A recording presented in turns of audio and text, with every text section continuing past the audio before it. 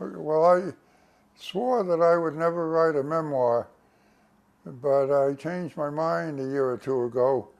We had a very upset political situation in the United States, as you know, and I thought it was important to make a few points out of my experience: the importance of the central bank, an independent central bank, the importance of maintaining price stability, which we've had for a long time now in the United States, but you always have to be careful about maintaining it.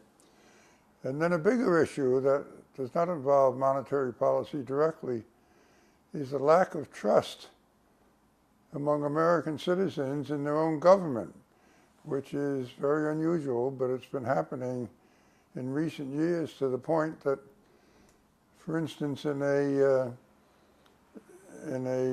review that's made virtually every year by a polling organization, less than 20% of the American population thinks the government is doing the right thing most of the time. And that's not very good news for a democracy. You can't maintain a democracy if people don't have some minimum of confidence in the government. It's right to be skeptical about government, to keep a tight rein on the government, to make sure it's not isolated, it's not dictatorial. But we do need a basic confidence in government, and that is my main concern in my old age. That's why I established a small foundation to encourage more interest among young people, more interest among educational institutions, and interest in the government itself in finding and developing people who are interested in government and making it better and making it more feeling of responsibility and better respected. It is a very large challenge, not just in the United States, unfortunately, but in a number of other countries as well. We have a big split in political views, which is fine, but we shouldn't have a split on the importance of good government.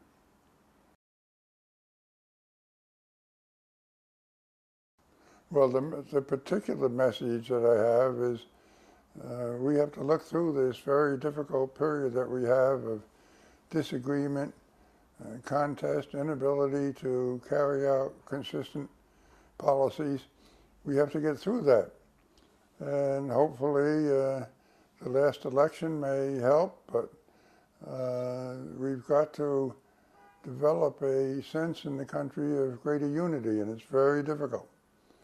But my particular point has been to develop better educational attention in our best universities, in training for the public service, get young people interested in the public service, get the public service rearranged so that it is in fact a good and challenging place to work. You know, I ended the book with a sentence or two that has attracted some attention, but I dimly recalled 20, 30, 40 years ago complaining to my mother about the United States was in difficulty, probably particularly in the Vietnam War. And she said, well, you stop worrying about that, or you can worry about it, but the United States has been around as the world's oldest democracy for 200 years, and you're not going to give up on it. Get back to work, which is why I named the book what I did.